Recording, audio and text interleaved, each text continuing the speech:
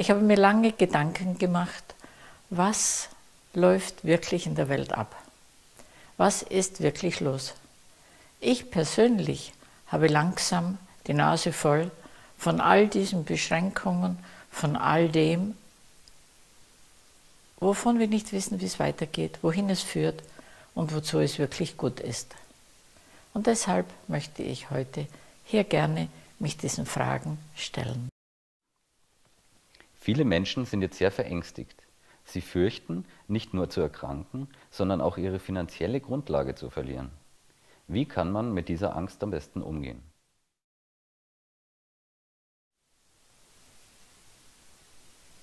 Und meine ganz persönliche Meinung dazu ist, wer sich jetzt zu viele Sorgen macht und nur noch den finanziellen Ruin vor Augen hat, verstärkt in eine negative Richtung sein Feld.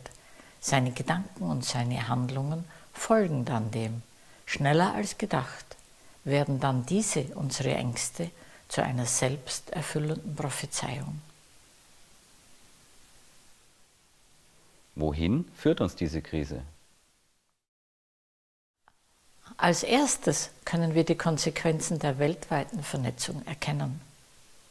Vielleicht war uns das bis jetzt nicht so sehr bewusst. Nichts und niemand ist für sich allein isoliert und mehr getrennt.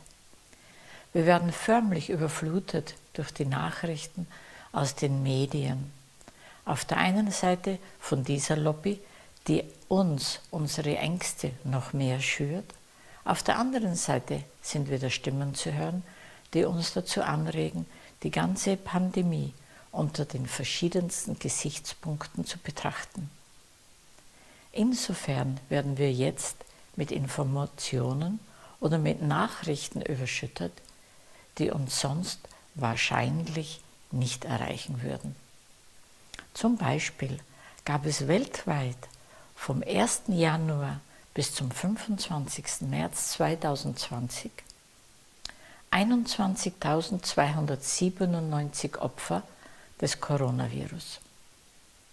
Hingegen gab es aber weltweit 249.904 Selbstmorde und fast 2 Millionen Krebstote, also 1.909.804 Krebstote. Und erschreckend, fast 10 Millionen Abtreibungen, ganz genau 9.913.702 Abtreibungen. Wenn wir diese Zahlen wirklich reflektieren, dann steigt ein sonderbares Gefühl in mir auf. Es geht um Bewusstsein und Verantwortung. Und beides können wir erweitern und auch lernen. Im Chinesischen hat das Wort Krise zwei Bedeutungen. Krise im wörtlichen Sinne, aber auch Chance. Siehst du eine Chance in der jetzigen Situation?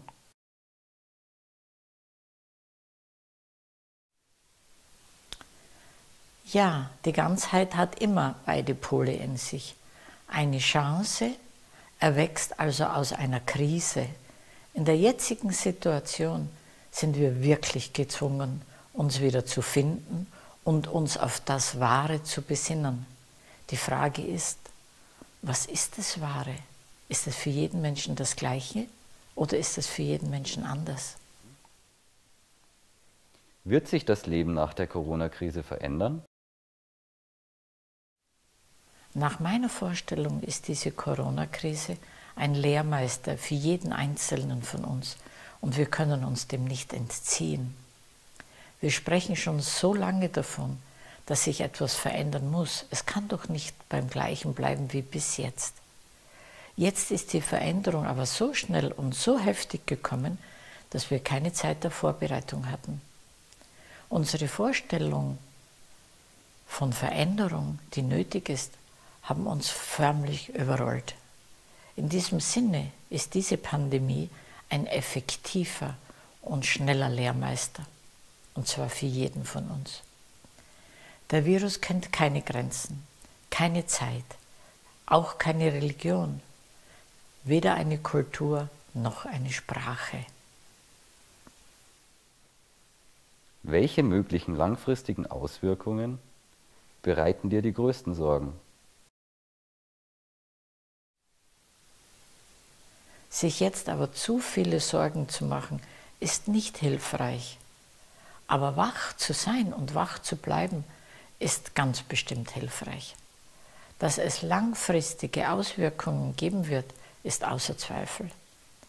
Nach dieser Pandemie kann nichts mehr sein wie früher. Denn die Krise hat einen neuen Input gebracht.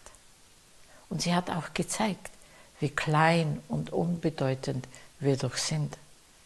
Und wie schnell ist das, was uns wichtig erscheint, ganz plötzlich nichtig und klein. Wie kann deine Energiemethode Cosmic Power Menschen derzeit am besten helfen?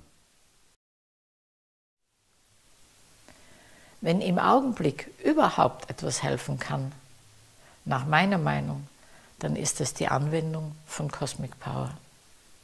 Es geht darum, trotz der Schwierigkeiten zu lächeln, denn dadurch können wir unser Immunsystem stärken und wir sind dann viel weniger anfällig für die Einflüsse auf allen Ebenen. Ebenso erschafft die Meditation in uns ein Zentrum, eine Basis der Gelassenheit, der Ruhe und des Vertrauens. Das sind wiederum die nötigen Vorkehrungen, um in unserer Kraft, um in unserer positiven Ausdauer und im Allgemeinen, um überhaupt positiv zu bleiben, auch wenn sich alles verändert und nichts mehr ist wie zuvor. Was sollten alle aus der Corona-Krise lernen?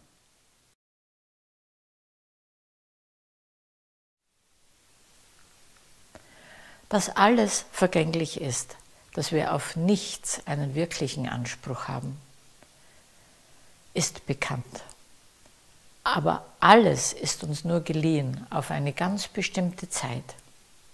Und jeder kommt mit leeren Händen und mit leeren Taschen und geht auch wieder so.